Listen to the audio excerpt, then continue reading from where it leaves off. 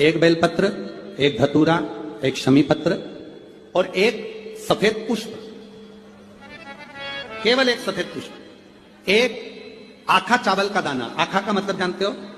मतलब पूरा सेगा चावल का दाना, एक।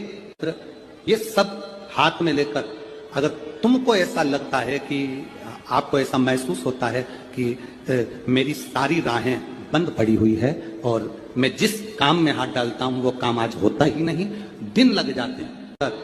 शिवरात्रि का दिन हो, 12 महीने कोई सी भी शिवरात्रि का दिन हो, उसी शिवरात्रि के दिन कौन सा नाम? त्रिपुरारी नाम का स्मरण कर कर भगवान शिव से अपने मन की बात कह। कभी आपको अगर मौका मिले जीवन में और आपके यहां अगर सफेद फूल ज्यादा आ जाता हो तो 12 महीने शिवरात्रि आती है 12 महीने शिवरात्रि आती है। आप किसी कामना से अगर शंकर जी की आराधना कर रहे हैं या आप शिवरात्रि पर व्रत करें ना करें, 12 महीने शिवरात्रि आती है। आप प्रयास करना, एक कामना कर कर शंकर जी के शिवलिंग का और शंकर जी की जो जलाधारी है उसका शाम के समय, प्रदोष के समय पर, शिवरात्रि के दिन सफेद पुष्प की पंखड़ियों से शिव का श्रृंगार करना प्रारंभ कर दीजिए। जिस मंदिर में कोई नहीं जाए उस मंदिर में जाकर आप शिव का श्रृंगार करिए, श्रृंगार करो। आप दूसरा सोमवार आएगा, दूसरा शिवरात्रि आएगी ना, दूसरी महीने की जब शिवरात्रि आएगी तो आपको मालूम पड़ेगा कि आपने शंकर का जो पुष्प का श्रृंगार करा था, श्वेत पुष्प की पत्तियों का, सफेद फूल की पत्तियों का, कुंदकेश्वर महादेव के नाम से जो श्रृंगार करा था, उसका लाभ क्या हुआ। एक माता ने तो बड़ा सुंदर भाव लिखा है कि हमारे, अब पत्र ढूंढना पड़ेगा, कि हमारे घर के पास में मंदिर था, उस मंदिर का कुछ नाम नहीं था।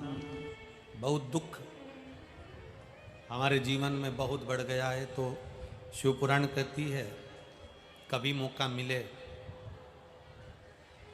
एक बेलपत्र,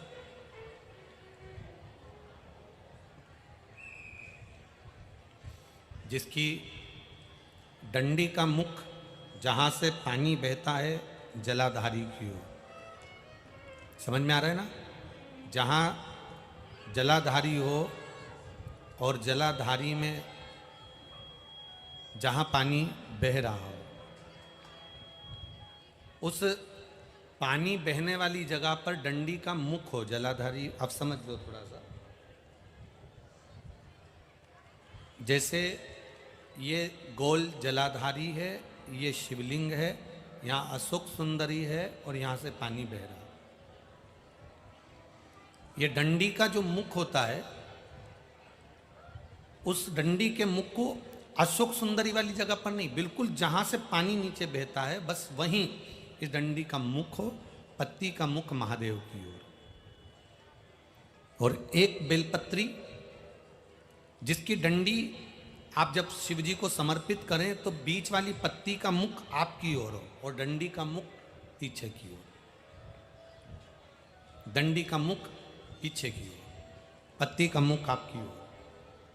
महाराज, शिव महापुराण की कथा कहती है, किसी भी 12 महीने में शिवरात्रि आती है, 12 महीने शिवरात्रि आती है, किसी भी एक शिवरात्रि पर, किसी भी एक शिवरात्रि पर अगर आप भगवान शंकर के मंदिर में जाकर ये 2 बेलपत्री समर्पित कर कर दोनों जगह पर पंचजल, मतलब जो कलश आपके पास में है, पानी का लोटा, जल का पात्र जो आपके पास में है, तो यहाँ जो बेलपत्री आपने इस ओर जल, पानी बह रहा है, इस ओर रखी, यहाँ पर भी 5 बार जल उसी कलश में से, 5 बार जल यहाँ पर, और उसी कलश में से 5 बार जल जो शिवलिंग पर आपने बेलपत्र रखी है, समर्पित करिए वहां पर। ऐसे 5 बार इधर और 5 बार शिवलिंग पर जल समर्पित कर कर अपने जो दुख हैं, अपनी जो तकलीफ है, अपना जो कष्ट है, बहुत तकलीफें जो हमें आ रही है, बहुत। एलईडी चालू करिए बाबू, एलईडी चालू करिए। एलईडियां चालू करिए। जो तकलीफें हमें आ रही हैं, हम वो बाबा से कहकर, बाबा से प्रार्थना कहकर, अगर वो जल दोनों जगह पर एक शिवरात्रि को, 12 महीने शिवरात्रि आती है, किसी भी शिवरात्रि को हम जब जल समर्पित करें और बाबा से प्रार्थना करें तो ये निश्चित है, एक शिवरात्रि पर करते हैं, अगली शिवरात्रि जब आती है तो बाबा आपके दुख को, आपके कष्ट को मिटा ही देता है, ये निश्चित है।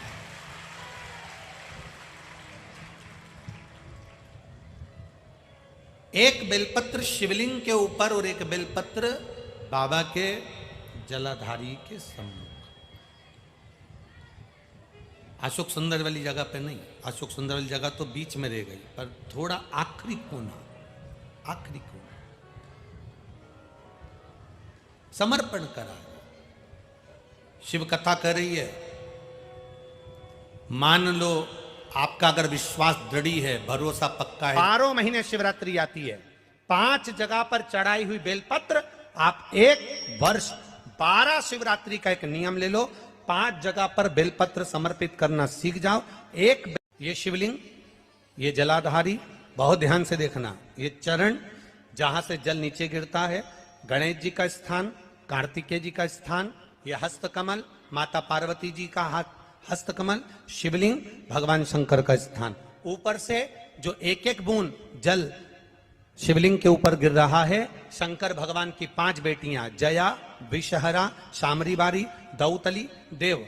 बीच में जो एक मोटी सी लाइन है वो शंकर भगवान की छोटी लड़की, क्या नाम है? अशोक सुंदरी। ये पूरे शिवलिंग का वर्णन। 5 जगह पर बेलपत्र, 5 स्थान पर बेलपत्र, 12 महीने की शिवरात्रि। आप दूसरे क्या काम कर रहे हो? नहीं है नौकरी।